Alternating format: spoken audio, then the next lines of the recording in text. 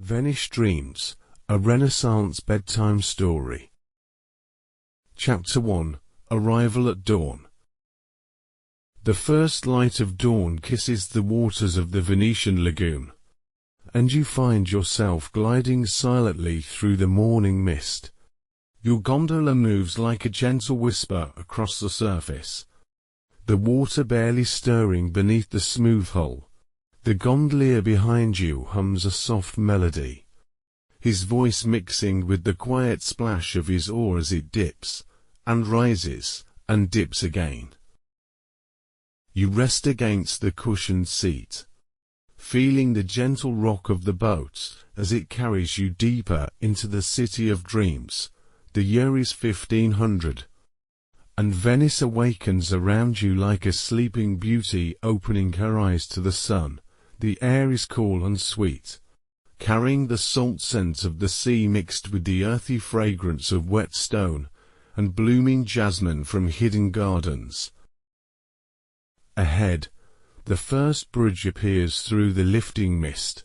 It arches gracefully over the narrow canal, built of white Istrian stone that glows pale gold in the early light. As you glide beneath it, you hear the soft echo of your passage, a whispered greeting from the ancient stones. Water laps gently against the bridge's foundation, creating a rhythmic music that seems to welcome you home. The canal winds slowly to the left, then curves right, and you pass between tall palazzos that rise from the water like sleeping giants.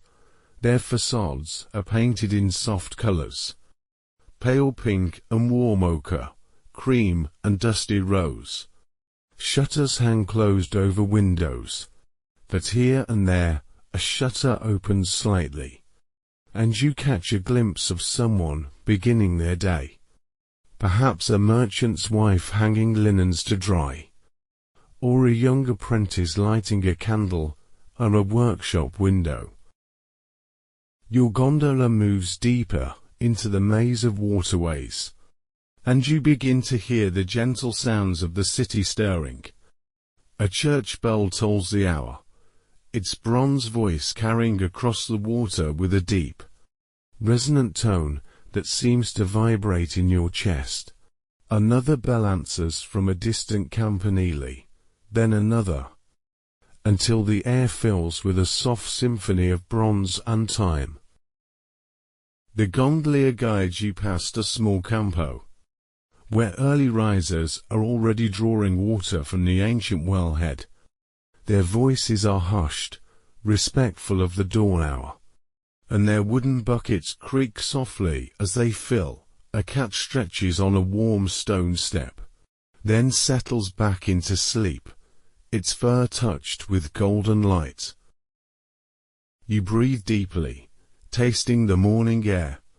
It carries hints of bread baking in distant ovens, the green scent of water weeds, and something else, something indefinable that speaks of age and beauty and stories whispered through centuries.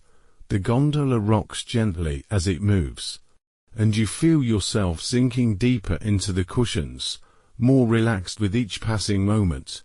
A fish jumps nearby, creating rings that spread outward on the water's surface, catching and scattering the early sunlight like scattered coins.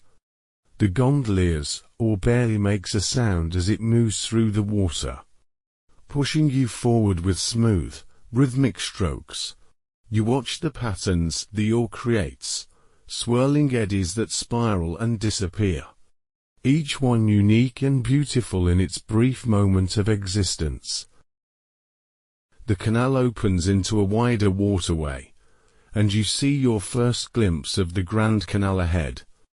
But for now, you remain in the quieter waters, moving past workshops where craftsmen are beginning their day. Through an open door, you see a glassblower stoking his furnace, the orange glow painting his face with warm light. The heat shimmers in the cool morning air, and you catch the scent of burning wood and molten sand. Your gondola passes under another bridge. This one busier with early morning traffic. Merchants cross overhead, their footsteps echoing softly on the stone. A woman in a dark cloak hurries by, her wooden shoes clicking rhythmically against the pavement. A young boy runs past, his laughter bright and clear, then fading as he disappears into the maze of streets beyond. The water reflects everything, doubling the world above. The bridges become perfect arcs, the buildings stretch downward into liquid depths, and the sky becomes a pathway of blue and gold that you seem to float upon. You watch this upside-down world, fascinated by its shifting beauty, as ripples constantly recreate and transform the reflection. A gentle breeze stirs the air, carrying the scent of roses from a hidden garden. Petals drift down like snow, landing on the water around your gondola and floating beside you like tiny boats. The gondolier hums a different tune now, something ancient and beautiful. A lullaby perhaps, or a love song from centuries past. You pass a palazzo where morning light streams through tall windows, illuminating frescoed walls within. The colors are soft and warm, blues and golds and gentle greens that seem to glow from within. A young woman appears at one of the windows, brushing her long dark hair in the morning light. She sees you and smiles, a gentle greeting between strangers, then turns away, leaving only the memory of her kindness. The gondola enters a narrower canal, so close to the buildings that you could reach out and touch the worn stone walls. Here, the water is darker, cooler, and the sounds are muffled and intimate. You hear the gentle drip of water from somewhere above, perhaps from a small fountain in a courtyard, or morning dew falling from iron balconies decorated with trailing vines. A cat appears on a narrow ledge, watching you with golden eyes as you pass. It stretches once, then begins to groom itself with careful precision, completely at peace in its high perch. You watch it until the canal curves and the cat disappears from sight, leaving you with a sense of the timeless rhythm of life in this floating city. The gondolier's voice joins his humming now, singing softly in the Venetian dialect, words you don't understand, but somehow feel in your heart. His song speaks of home and harbour, of journeys ending and rest beginning, of safe passage through the waters of time. The melody rises and falls like the gentle motion of the gondola, and you find your breathing matching its rhythm. Another bridge approaches, this one decorated with carved flowers and leaves that seem to grow from the stone itself. Morning light filters through the carved openings, creating patterns of light and shadow that dance across the water. As you pass beneath, you feel blessed by the beauty above, touched by the skill of craftsmen who worked with love and patience centuries ago. The canal widens again, and you see a small church ahead, its bell tower rising into the brightening sky. The facade is simple but elegant, with a rose window that catches the morning light like a jewel. The church bells ring the quarter hour, their voice is clear and sweet, and you imagine the faithful inside, beginning their morning prayers in the golden light that streams through stained glass windows. Your gondola glides past a small market being set up on a nearby fondamenta. Merchants arrange their goods with careful precision. Pyramids of oranges and lemons, bundles of fresh herbs, loaves of bread still warm from the oven. Their voices are cheerful but quiet, respectful of the early hour, and their movements are graceful and practiced, like a dance performed countless times. You notice how the light changes as you move through the city, sometimes bright and direct, sometimes filtered through morning mist, sometimes reflected from the water in shimmering patterns that play across the walls above. Each moment brings a new quality of illumination, a new way of seeing the ancient beauty that surrounds you. The gondolier adjusts his stroke, guiding you around a gentle curve, and suddenly you're in a canal you hadn't seen before. This one is lined with small gardens that come right down to the water's edge. Flowers bloom in terracotta pots, their color soft and welcoming. Pink roses and blue lavender, white jasmine and yellow marigolds. The scent reaches you across the water, sweet and fresh, like nature's own perfume. A dog barks somewhere in the distance, then stops, as if remembering the early hour. A shutter opens above, and an elderly woman looks out, nods to you with a gentle smile, then closes the shutter again. You feel welcomed, accepted into the rhythm of morning life in this timeless place. The water laps more gently now, creating a softer sound, almost like whispered conversations between the gondola and the canal. You let your hand trail in the water, feeling its coolness, its gentle resistance as you move through it. The sensation is soothing, connecting you to the pulse of the city, to the rhythm of tides and time. Your gondola enters a wider basin, where several canals meet, and you see other boats beginning their morning journeys. A merchant's barge loaded with wine barrels, a smaller boat carrying a family to market, another gondola with a couple sharing quiet conversation. Everyone moves with purpose, but without haste, as if time itself flows differently here, more gently, more kindly. The gondolier begins to sing again, this time a song about the sea, about sailors returning home, about the safety of harbor after long journeys. His voice is warm and deep, and the melody seems to rise from the water itself, as if the city were singing you a lullaby, welcoming you to rest, to peace, to the gentle rhythm of life lived in harmony with water and stone and time. You close your eyes for a moment, letting the sounds wash over you.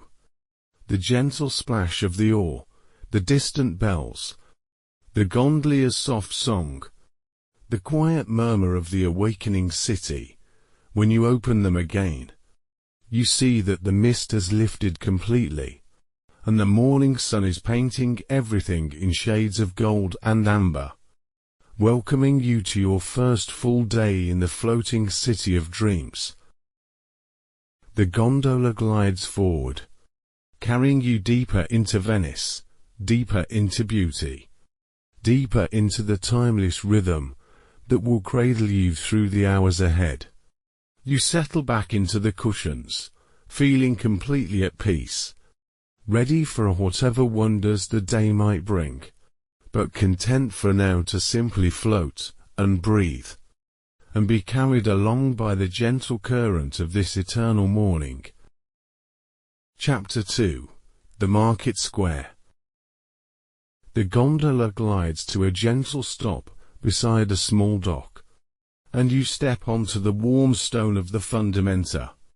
The gondolier tips his hat, his eyes crinkling with kindness, and promises to return for you when the sun reaches its zenith.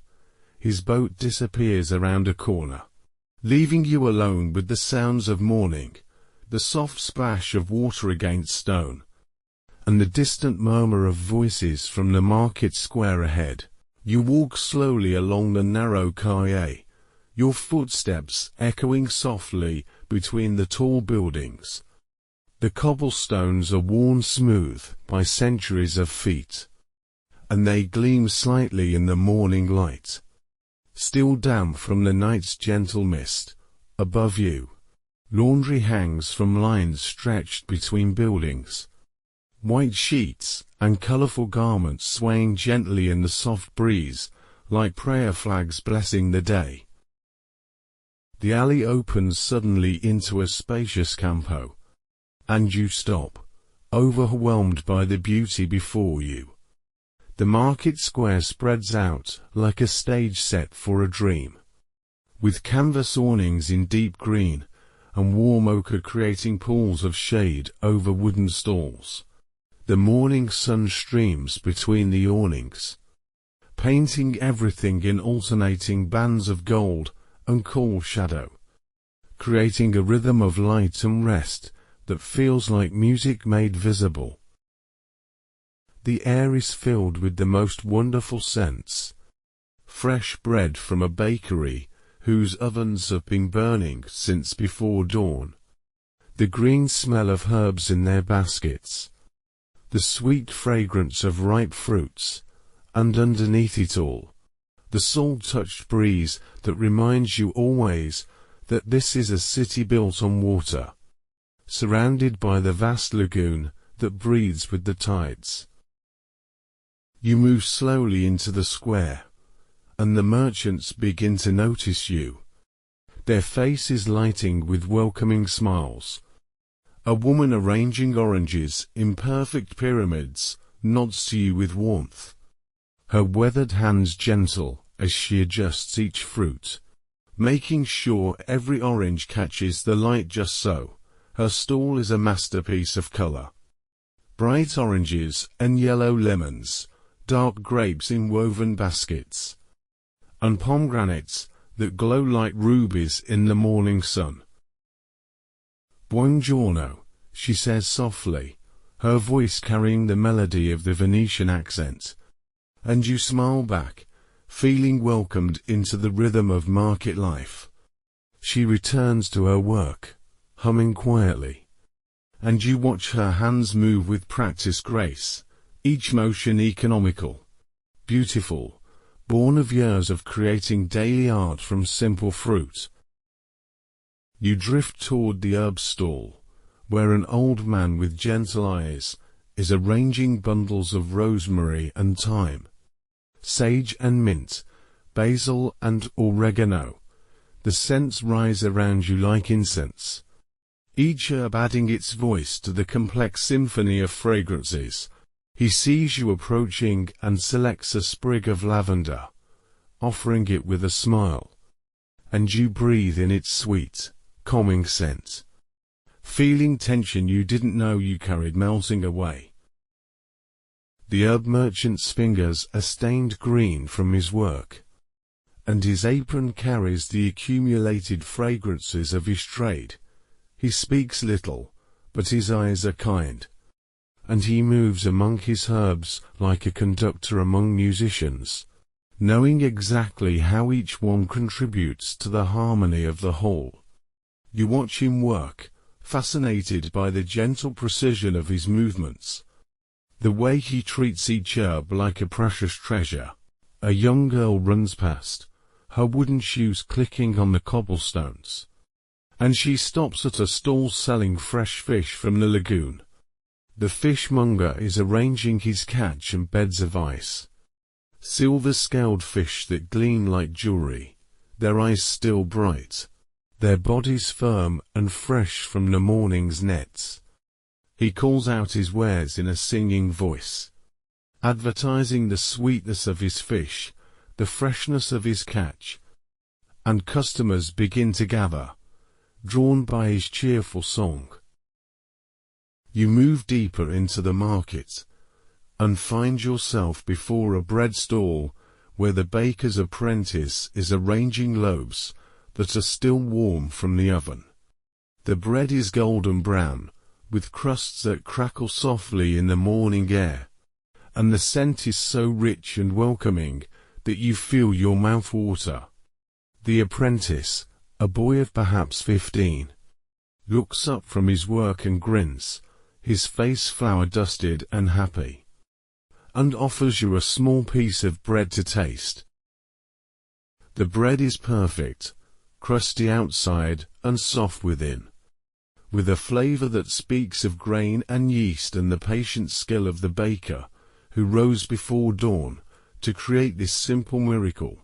You close your eyes as you eat, savoring not just the taste but the warmth, the comfort, the sense of being nourished by more than just food, nourished by the care and craft that went into its making.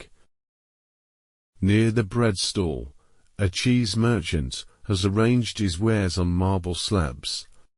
Wheels of aged pecorino, soft fresh mozzarella floating in its own way, and hard grating cheeses that have been aging in cool caves for months.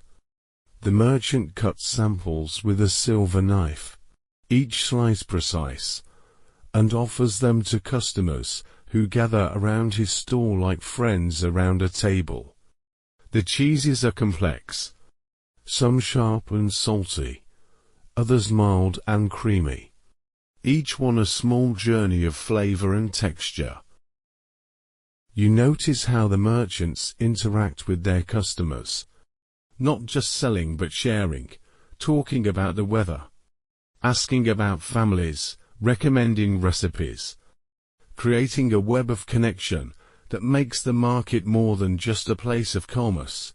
It's a place of community, where the daily ritual of buying food becomes an opportunity for a human warmth, for the small kindnesses that make life beautiful. A woman at a flower store is creating bouquets with the concentration of an artist, selecting each bloom for its color and fragrance, combining roses with lavender, jasmine with rosemary, creating arrangements that are both beautiful and sweetly scented. Her fingers move quickly but gently, never bruising a petal, never forcing a stem, working with the natural grace of each flower to create something lovely. You watch her work, mesmerized by the way she seems to know exactly which flower belongs next, how she builds color and texture and scent into a harmony that speaks of spring and hope and the eternal human need for beauty. When she finishes a bouquet, she holds it up to the light, checking her work, then nods with satisfaction and places it in a bucket of water, ready for someone who will carry its beauty home. The morning sun climbs higher, and the light in the market square shifts and changes, creating new patterns of shadow and brilliance, new ways of seeing the same wonderful scene. You move toward a stall where a woman is selling eggs, some still warm from the nest, and fresh milk in clay jugs that sweat coolly in the warming air. Her chickens cluck softly from wooden cages, content and well fed, and she speaks to them like old friends, scolding gently when they're too loud, praising them when they produce particularly fine eggs. A cat appears from nowhere, as cats do, and begins to weave between the stalls, stopping to greet merchants who save scraps for him, pausing to sun himself on a warm stone, then moving on with the unhurried purpose of someone who belongs everywhere and nowhere. You watch him leap gracefully onto a counter, where he's immediately petted by a merchant who clearly knows him well. And you smile at this reminder that even in the busy market, there's room for simple affection, for the comfort of creatures who ask nothing but kindness. The spice merchant's store, an explosion of color and scent, saffron in tiny precious amounts, cinnamon bark from distant lands, whole nutmegs that fill the air with their warm fragrance, and peppers of every variety and heat. The merchant, a man with kind eyes and patient hands, grinds spices to order. The sound of his mortar and pestle adding its voice to the symphony of market sounds. He explains each spice, where it comes from, how to use it, sharing his knowledge like a gift. You breathe deeply, taking in the complex mix of scents, the way they blend and separate, creating new combinations with each breath. The spices speak of distant places, of trade routes and adventure, of the way Venice has always been a crossroads where the world comes together, where exotic becomes familiar, where the strange. A young woman approaches the spice stall, carrying a baby who reaches tiny hands toward the colorful display. The merchant smiles and offers the child a stick of cinnamon to hold, and the baby examines it with the serious concentration of a scholar, then tries to eat it, causing laughter to ripple through the nearby customers. The moment is perfect, capturing the way life continues, how the daily needs of families weave through the market like threads in a tapestry. You move toward a stall where fresh vegetables are arranged in artistic displays, purple eggplants gleaming like jewels, red tomatoes still warm from the sun, green beans in precise bundles, and lettuces with leaves so fresh they seem to glow. The vendor, a woman with dirt still under her fingernails from her morning harvest, arranges her produce with the care of someone who knows that beauty matters, that how food is presented is part of the gift. A priest from the nearby church walks through the market, his brown robes marking him as a Franciscan, and the merchants greet him warmly, some pressing gifts into his hands, bread for the poor, vegetables for the monastery kitchen, small acts of charity that happen so naturally they seem like breathing. He blesses each giver, not formally, but with genuine gratitude. And you see how faith and daily life interweave in this place, how the sacred and secular dance together. The morning grows warmer, and you find yourself drawn to a stall where a woman sells cool drinks, fresh water flavored with mint and lemon, and fruit juices that glisten like jewels in glass bottles. She serves them in clay cups that keep the drinks cool, and you sip slowly, tasting the sweetness of the fruit, the refreshing bite of the mint. The way the simple drink becomes a moment of pleasure, a small celebration of the morning. Children dart between the stalls, their laughter bright and quick, and merchants pause in their work to smile at them, to offer a grape or a small piece of cheese, to ruffle hair or share a joke. The market is their playground, safe and familiar, and they move through it with the confidence of those who belong, who are part of the great web of community that makes this place more than just a collection of stalls. You notice the sounds of the market, the different voices calling their wares, the rustle of leaves and fruit being arranged, the clink of coins changing hands, the scrape of wooden boxes being moved, the soft splash of water as vegetables are washed, the gentle murmur of conversation, all blending into a music that speaks of life lived fully, of human needs met with care and skill. A group of musicians sets up in one corner of the square, a lute player and a woman with a small drum, and they begin to play a gentle melody that floats over the market, sounds like incense over prayer. The music is simple but beautiful, and several merchants begin to hum along, their voices adding harmonies born of years of hearing the same songs, of belonging to the same community of sound and story. The sun climbs higher, and the shadows in the market square shift and change, creating new patterns of light and shade, new ways of seeing the eternal dance of commerce and community. You feel yourself becoming part of this rhythm, this gentle flow of morning life, this beautiful weaving of human needs and human kindness that makes even the simple act of buying food into something precious, something that nourishes more than just the body. You settle onto a stone bench at the edge of the square, feeling perfectly content to watch and listen, to breathe in the scents and sounds, to be part of this timeless scene where the daily needs of life are met with beauty and grace, where every transaction is seasoned with kindness, where the morning market becomes a celebration of the simple miracles that sustain us all. Chapter 3: The Quiet Courtyards.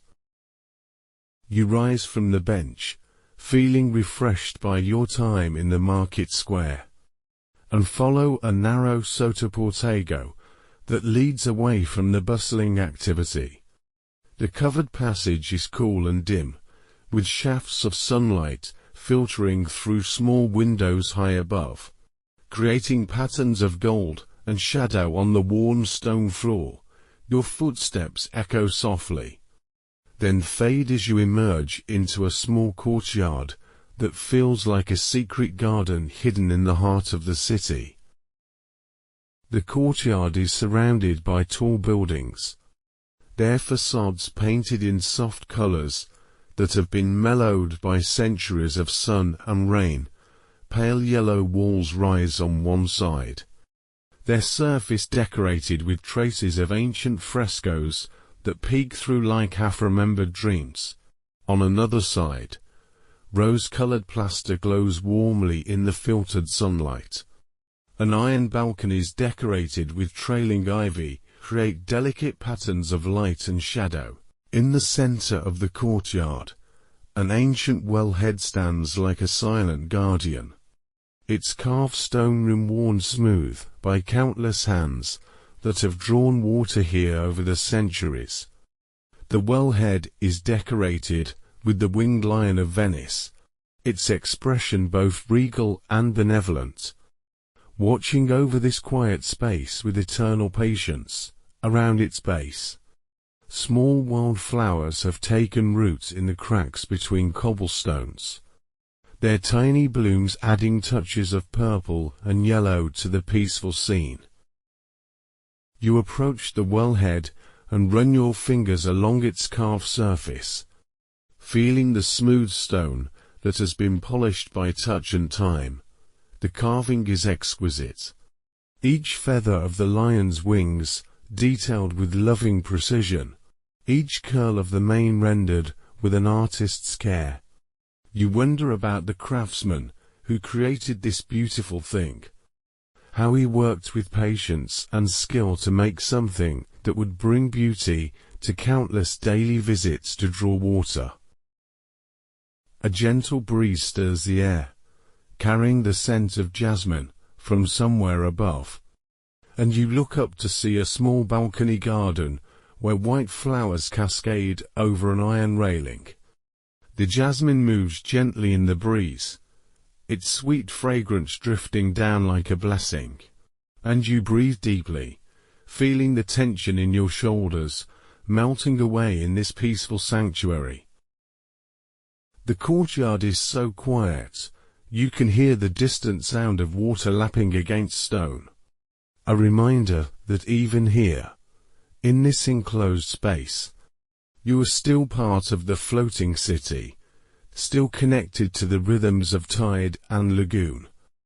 A cat appears from behind a stone planter, stretches luxuriously in a patch of sunlight, then settles down to groom itself with the unhurried precision of one who has found the perfect spot for a morning rest.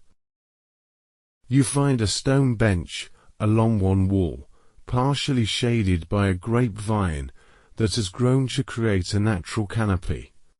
The bench is worn smooth by countless visitors who have sat here to rest, to think, to simply be still in the midst of the city's gentle activity.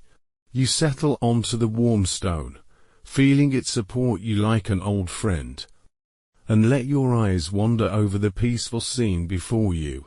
The walls around the courtyard are punctuated by tall windows, some with their shutters open to catch the morning breeze, others still closed against the day's coming heat. Through one open window, you glimpse a woman at a loom, her hands moving rhythmically as she weaves, the shuttle passing back and forth with hypnotic regularity. The soft clacking of the loom adds its voice to the courtyard's quiet symphony, a sound that speaks of patience and skill and the creation of beauty through repetitive grace. From another window comes the sound of someone playing a lute, the melody soft and contemplative, perfect for this peaceful morning hour. The notes drift down like falling leaves, each one clear and sweet, combining to create a song that seems to have been composed specifically for this moment, for this place, for the gentle rhythm of your breathing as you sit and listen. A fountain whispers somewhere nearby, its voice so soft you almost don't notice it at first, but gradually you become aware of the gentle sound of water falling into water, a continuous music that seems to wash away the edges of time, creating a space where past and present merge into one eternal moment of peace. You notice how the light changes as the sun moves across the sky, how the shadows shift and dance, how the same courtyard reveals different aspects of its beauty with each passing moment. The sunlight catches the ironwork of the balconies, creating intricate patterns of shadow on the walls, and you watch these shadows move like living things, constantly changing, but always beautiful. A young woman appears on one of the balconies, watering plants with a small copper watering can. She moves with quiet grace, tending each plant with individual care. And you watch her gentle ministrations, the way she speaks softly to her flowers, the way she adjusts their positions to catch the best light. Her care is loving and patient, and you feel yourself relaxing even more as you witness this simple act of nurturing. The woman notices you watching and smiles, a gentle greeting that needs no words, and you smile back, feeling welcomed into the peaceful rhythm of courtyard life. She finishes her watering, then disappears back into her home, leaving only the memory of her kindness and the fresh scent of watered earth and growing things. You close your eyes and let the sounds of the courtyard wash over you. The gentle murmur of the fountain, the distant lute music, the soft rustle of leaves in the breeze, the occasional footstep on stone, all combining to create a symphony of peace that seems to slow your heartbeat, to deepen your breathing, to remind you that the world contains spaces of perfect tranquility. When you open your eyes, you see that a small bird has landed on the rim of the wellhead, a finch with bright golden feathers that gleam in the sunlight. It drinks delicately from a small pool of water that has collected in one of the carved decorations, then looks up at you with bright curious eyes before flying up to perch on the grapevine above your bench. Its song is sweet and clear, a liquid melody that adds its voice to the peaceful chorus of the courtyard. You become aware of the texture of the stone beneath your hands, how it's been worn smooth in some places, left rough in others, how it holds the warmth of the sun and the coolness of shadow, how it seems to pulse with the accumulated peace of all the people who have sat here before you, seeking rest, finding solace, discovering that even in the busy city, There are spaces set aside for stillness. The courtyard seems to breathe around you, expanding and contracting with some ancient rhythm, and you feel yourself becoming part of that rhythm. Your own breathing slowing to match the eternal patience of stone and water and growing things. Time seems to stretch and slow, each moment lasting longer, becoming more precious, more fully experienced. A church bell tolls the hour somewhere in the distance, its bronze voice carrying across the water and stone of the city, and you count the strikes, not because you need to know the time, but because the sound is beautiful, because it connects you to the rhythm of community life, to the shared marking of time's passage that has been part of human experience since the first bell was cast. You notice how the courtyard contains layers of history, how each element speaks of a different time, a different hand, a different vision of beauty. The wellhead is ancient, its carving speaking of medieval craftsmanship, while the balconies are more recent, their ironwork showing the influence of Renaissance style. The grapevine is timeless, its roots perhaps reaching back centuries, its leaves renewed each spring, connecting past and present in the eternal cycle of growth and rest. A woman's voice drifts from one of the upper windows, singing a lullaby to a child, and the melody is so sweet and gentle that you feel your own eyes growing heavy, your own breathing deepening. The lullaby is in the Venetian dialect, words you don't understand, but rhythms that speak directly to the heart, to the part of you that remembers being sung to sleep, being cradled in love, being safe and protected and cherished. The cat stretches, yawns, and settles into an even more comfortable position, demonstrating the perfect art of relaxation, showing you how to simply be present in this moment, how to let go of all the urgencies and worries that usually fill your mind, how to rest in the simple pleasure of existing in a beautiful place. You let your gaze wander over the details of the courtyard, the way moss has grown in the cracks between stones, the small snails that have left silver trails on the walls, the way lichens have painted abstract patterns on the ancient stones, all signs of life persisting quietly, beautifully, in the spaces between human activity. The fountain continues its gentle song, and you realize you can distinguish different notes in its voice. The way water falls from different heights, at different volumes, creating a complex music that changes subtly as the day progresses, as the light shifts, as the breeze carries the sound in new directions. You listen with growing attention, discovering that this simple fountain is actually a sophisticated instrument, played by gravity and chance and the patient craft of whoever designed it. Your body feels completely relaxed now, your muscles soft and warm, your breathing deep and regular. The stone bench supports you perfectly, and you feel no need to move, no desire to be anywhere else, no urgency to do anything other than sit and breathe, and be present in this perfect moment of peace. The courtyard holds you gently, like a cupped hand, like a blessing made of stone and water and growing things. You feel yourself becoming part of its timeless rhythm, part of the long story of people who have found rest here, who have discovered that even in the busiest places, there are sanctuaries, there are spaces set aside for the soul. There are moments when time stops and peace descends like a gentle rain.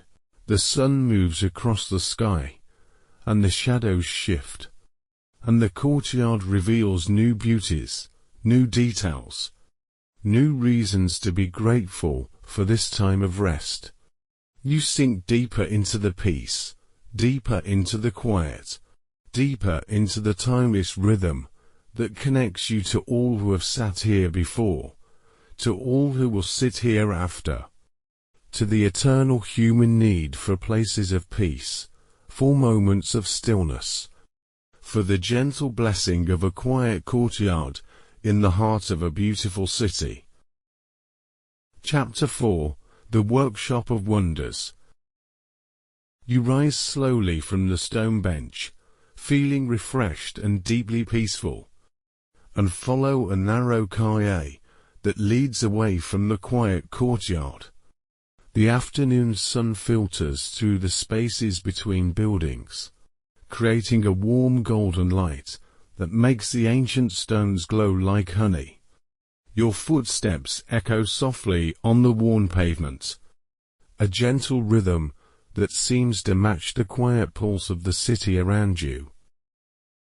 The narrow street curves gently, leading you past workshops where you can hear the sounds of artisans at work. The soft tapping of hammers, the gentle scraping of tools on wood, the quiet murmur of voices discussing techniques passed down through generations. Through open doorways, you catch glimpses of masters and apprentices bent over their work, their faces concentrated, their hands moving with the precision that comes from years of practice. You pause before a workshop where golden light spills from the doorway, and you hear the gentle hiss of a glass furnace, the soft clink of tools on molten glass, the quiet breathing of someone working with intense concentration. The scent of burning wood and heated sand drifts from the doorway, mixed with something else, something that speaks of ancient craft and patient skill. The master glassblower looks up from his work as you approach, his face illuminated by the orange glow of the furnace, and smiles with the warmth of someone who loves to share his craft. He is a man of perhaps 50 years, with strong hands and gentle eyes, and his leather apron bears the marks of countless hours spent shaping molten glass into objects of beauty. "Benvenuto," he says softly, welcoming you into his workshop. And you step across the threshold into a world of controlled fire and delicate artistry. The workshop is warm, but not uncomfortably so, the heat from the furnace tempered by the afternoon breeze that flows through tall windows. The air shimmers slightly, and you can feel the presence of the fire even from across the room.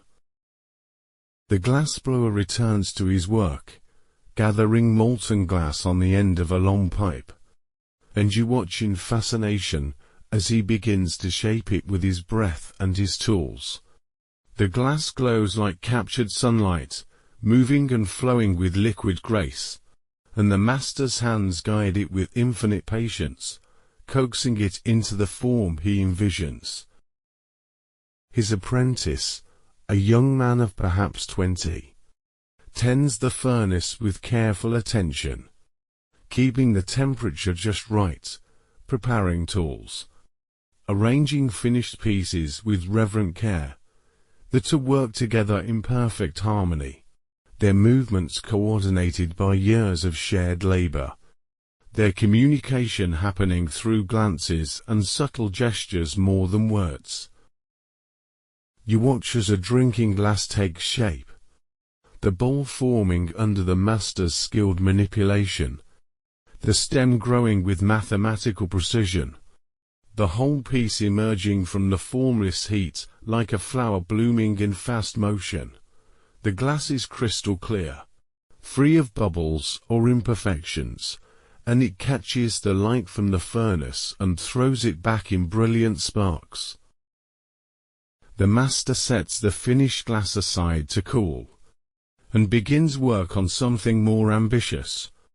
A small vase with a delicate neck and a flared rim. He works with the concentration of a dancer, his movements fluid and graceful, never rushed, never forced, allowing the glass to flow naturally into the shape he desires. You find yourself mesmerized by the rhythm of his work, the way he breathes life into the molten glass, the way he coaxes beauty from raw materials through skill and patience, and an intuitive understanding of his craft. The workshop fills with the soft sounds of creation, the gentle hiss of the furnace, the quiet scrape of tools, the almost inaudible sigh of cooling glass.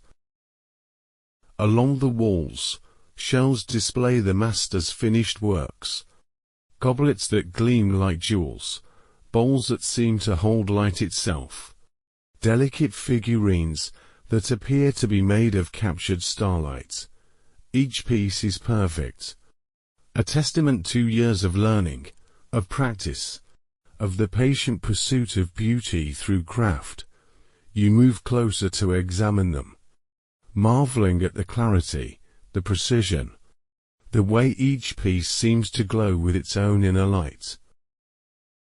The apprentice approaches with a tray of newly finished pieces, small bottles with intricate stoppers, meant to hold precious oils or perfumes. He handles each one with reverent care, his young hands already skilled, already learning the delicate touch required to work with glass. He catches your eye and smiles shyly, proud of his work, but still humble in the presence of his master. Each piece has its own soul, the master says softly, pausing in his work to look at you with eyes that have seen thousands of pieces born from fire and breath.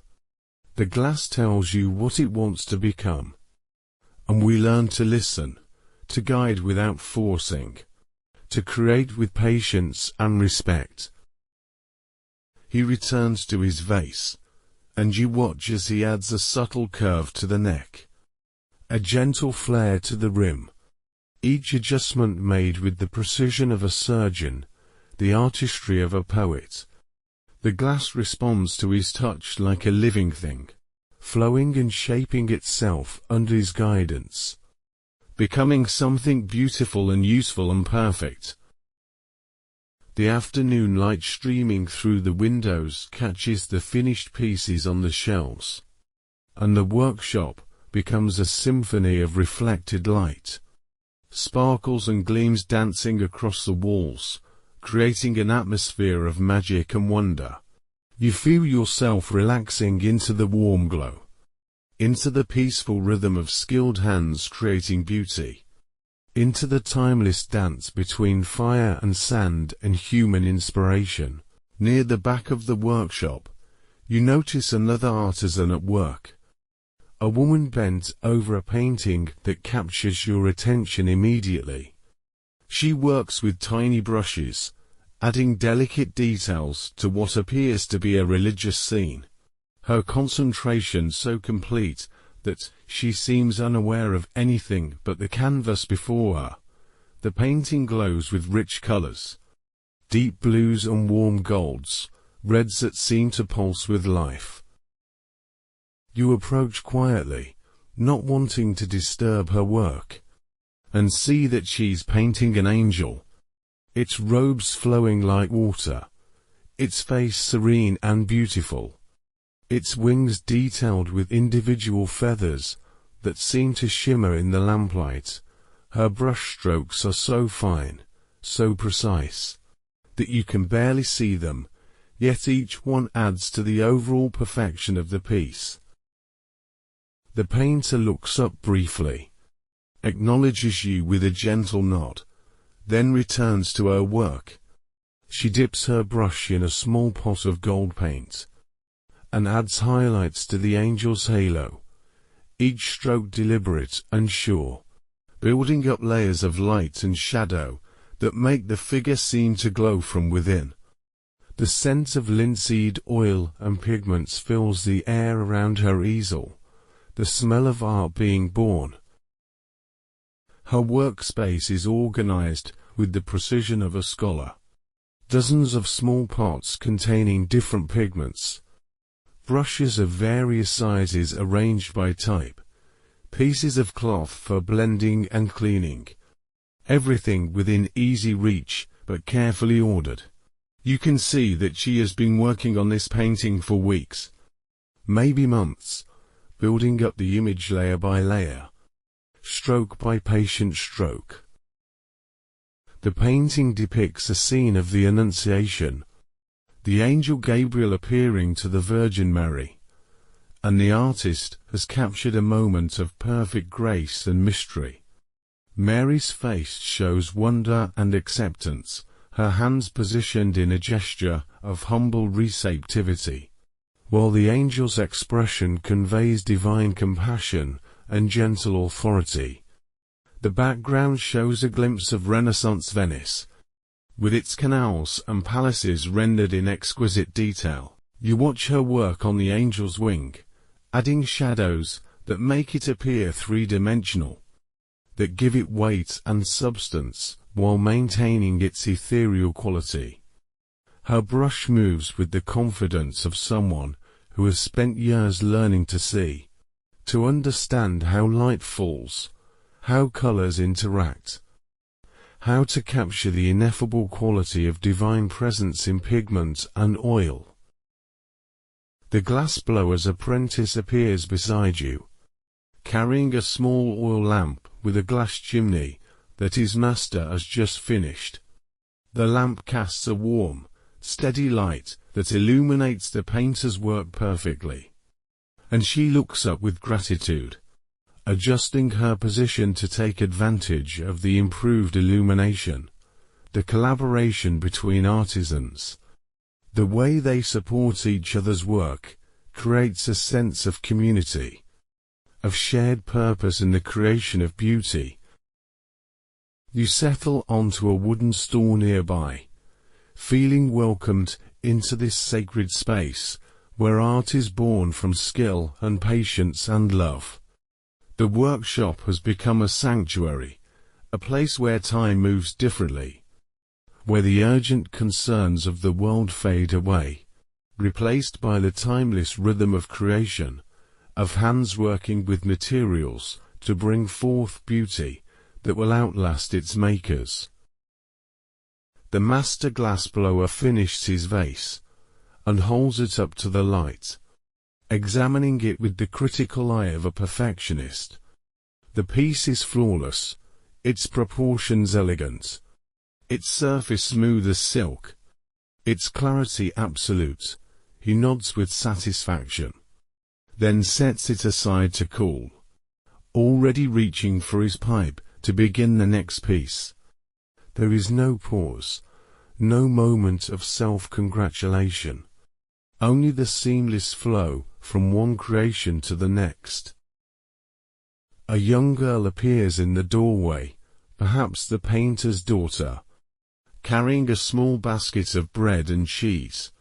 She moves quietly through the workshop, not wanting to disturb the artisans at work, but bringing sustenance to fuel their creativity. The simple act of providing food becomes part of the creative process, part of the web of support that allows art to flourish. The painter accepts a piece of bread with paint-stained fingers, chewing thoughtfully while studying her work, seeing it with fresh eyes after the brief interruption. She points to a section of the angel's robe, discussing something in quiet tones with the girl, perhaps asking for an opinion, perhaps explaining a technique.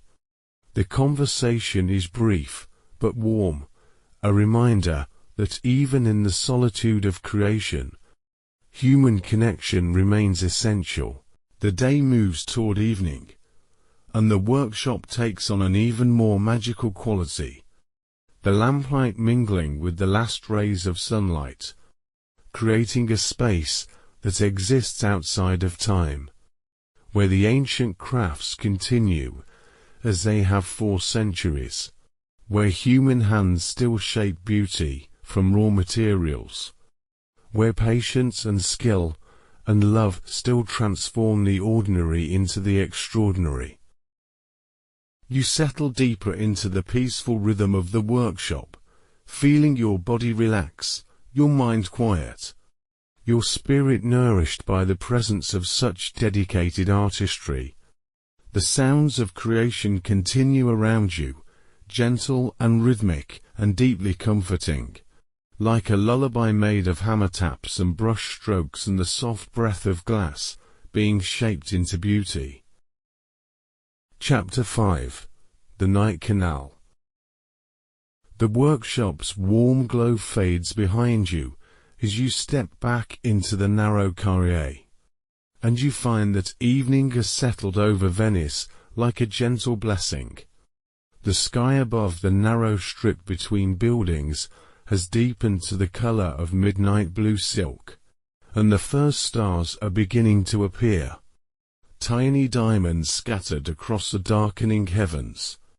The air is soft and cool, carrying the scent of jasmine and salt water, and somewhere in the distance, a church bell tolls the evening hour. Your footsteps echo softly on the worn stones as you make your way back toward the canal, where your gondola waits. The narrow street is dimly lit by oil lamps that hang from iron brackets, their flames dancing gently in the evening breeze, casting pools of warm golden light that make the ancient walls glow like amber. Between the pools of light, shadows gather like comfortable darkness, creating a rhythm of illumination and rest that feels like the breathing of the city itself. You emerge from the carrière onto the fundamenta, and there is your gondolier, waiting patiently beside his boat, his face creased with the smile of someone who has spent the day in gentle labor. He helps you into the gondola with careful courtesy, arranging the cushions for your comfort, and then pushes off from the dock with a practiced motion that barely disturbs the dark water. The gondola glides out into the canal, and you settle back into the soft cushions, feeling the gentle rock of the boat as it moves through the dark water. The gondolier begins to sing softly, a barcarolle that seems to rise from the very heart of Venice, a song of evening and water, and the timeless rhythm of oars cutting through the lagoon. His voice is warm and deep, and it mingles with the soft splash of water against the hull, creating a lullaby that seems designed to carry you into dreams. The canal is transformed in the evening light, the water dark as polished obsidian, reflecting the flickering flames of the oil lamps like scattered stars. The buildings rise on either side like sleeping giants, their windows glowing with warm light where families gather for evening meals, where artisans finish their daily work, where the gentle routines of domestic life continue in the peaceful rhythm that has sustained human communities for centuries. You pass under a bridge, and the sound of the gondola's passage echoes softly in the enclosed space, then fades as you emerge into the open water beyond. A cat sits on the bridge's railing, watching your passage with luminous eyes, then disappears into the shadows like a dream half remembered. The bridge's stone arch frames the canal ahead, creating a picture of perfect beauty, dark water, golden light, and the gentle curve of ancient masonry. The gondoliers all cuts through the water with barely a sound, leaving a wake that spreads in gentle V-shapes behind you, then disappears into the darkness. You watch the patterns the oar creates, the way the water swirls and eddies, the way the reflections of the lamps fracture and reform with each stroke. The motion is hypnotic, soothing, and you feel your breathing slow to match the rhythm of the gondola's progress. Another gondola approaches from the opposite direction, Its passenger a young couple who lean close together. Their voices a gentle murmur in the evening air. The gondoliers exchange quiet greetings as they pass, their boats gliding by each other with the practiced ease of dancers who have performed this ballet countless times. The couple's laughter drifts across the water, soft and musical, then fades as they disappear around a curve in the canal. You enter a wider waterway, and the Grand Canal opens before you like a highway paved with liquid starlight. The great palazzos line the banks, their facades glowing in the lamplight, their windows reflecting like golden eyes in the darkness. The water is busier here, with boats carrying late travelers, merchants finishing their day's work, and families returning home from visits to friends and relatives. But your gondolier guides you away from the main channel, into a quieter canal that runs parallel to the Grand Canal, where the water is calmer, the pace more peaceful, the atmosphere more intimate. Here, the buildings are smaller, more residential, and you can see into courtyards where families gather for evening meals, where children play quiet games before bedtime, where the gentle rhythms of domestic life continue in the lamplight. The scent of cooking drifts from open windows, bread baking, herbs simmering, the rich aroma of fish stew, and your stomach reminds you that you have been wandering through the city all day, but the hunger is pleasant, anticipatory, and you know that soon you will find a quiet osteria where you can dine by candlelight, where the food will be simple but perfect, prepared with the same loving attention to craft that you witnessed in the glass workshop. A woman appears on a balcony above, shaking out a tablecloth in the evening breeze, and she sees you passing below and waves, a friendly gesture that needs no words, a reminder that even strangers are welcomed in this city of bridges and water, this place where the boundaries between public and private space flow like the tides, where community life spills naturally into the streets and canals. The gondola enters an even narrower canal, so close to the buildings that you could reach out and touch the walls. Here, the water is almost black, reflecting the stars above like a dark mirror, and the only sounds are the gentle splash of the oar, the soft scrape of the gondola's hull against an occasional mooring post, and the distant murmur of voices from the houses above. You notice how the canal curves gently, following the natural contours of the marshy islands on which Venice is built, and you realize that you are moving through a landscape shaped by water, by the patient work of tides and currents, by the ancient marriage between human ambition and natural forces. The city feels alive around you, breathing with the rhythm of the lagoon, pulsing with the accumulated life of centuries. A church bell tolls somewhere in the darkness, its bronze voice carrying across the water with a sound that seems to come from the very soul of the city. Other bells answer, near and far, creating a symphony of time and faith and community, marking the passing of another day in the eternal life of Venice. The sound is deeply comforting, connecting you to the millions of people who have heard these same bells, who have found comfort in their bronze voices, who have marked their own passage through time by the regular rhythm of their calling. The gondolier's song changes, becoming even more gentle, more contemplative, a melody that seems to rise from the water itself, from the ancient stones, from the accumulated dreams of all who have traveled these canals before you. His voice blends with the sound of the water, with the distant bells, with the soft rustle of curtains in the evening breeze, creating a soundscape that seems designed to ease the transition from day to night, from activity to rest, from the concerns of the world to the peace of dreams. You pass a small church, its facade simple but elegant, its bell tower rising into the star-filled sky. Light glows from the windows, and you can see the flicker of candles on the altar, the gentle movement of people at prayer, the timeless ritual of evening devotion. The sight is deeply peaceful, a reminder that even in the floating city, there are anchors.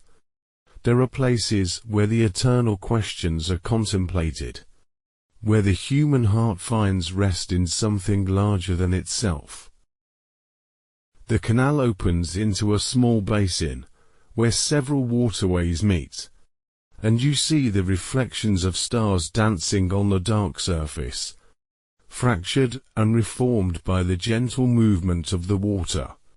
The gondola glides into the center of the basin, and for a moment you are surrounded by perfect stillness, by the sense of being at the heart of something timeless and beautiful, something that connects water and stone and sky in a harmony that speaks to the deepest part of your soul. Your gondolier allows the boat to drift, resting his oar, and you lie back against the cushions, looking up at the stars that seem close enough to touch. The sky is clear, unpolluted by the harsh lights of later centuries, and the stars shine with a brilliance that takes your breath away. You can see the Milky Way, that river of light that flows across the heavens, and you realize that you are floating on one river while gazing at another, connected by the mystery of water and light and the ancient human need to find meaning in beauty. The gondola begins to move again, and you enter a canal that is lined with gardens, where the scent of night-blooming flowers drifts across the water like incense. Jasmine and honeysuckle, roses and orange blossoms, all releasing their fragrances into the cooling air, creating a perfume that seems to embody the very essence of summer evening, of peace, of the gentle transition from day to night. You pass under another bridge, this one so low that you must duck slightly, and the enclosed space concentrates the scent of the flowers, creating a moment of perfect sensory immersion, a bath in fragrance that seems to wash away the last traces of the day's concerns, leaving you clean and peaceful and ready for rest. The canal curves again, and you see ahead the soft glow of oil lamps reflecting on the water, marking the location of a small osteria, where late diners sit at tables set right beside the canal. Their conversations a gentle murmur in the evening air. The sight is inviting, promising simple food and wine, comfortable chairs and friendly faces. But for now you are content to simply glide past, to remain in the gentle embrace of the gondola, to let the evening carry you deeper into peace. A fish jumps somewhere in the darkness, the splash barely audible, but somehow perfectly timed, as if the lagoon itself were adding its voice to the evening symphony. The ripples spread outward, disturbing the reflected stars for a moment, then fading as the water returns to its mirror-like stillness. The sound is followed by perfect silence, a moment of absolute quiet that seems to stretch into eternity. The gondolier's voice returns, even softer now, almost a whisper, a lullaby that seems to rise from the water itself, from the ancient stones, from the accumulated dreams of the city.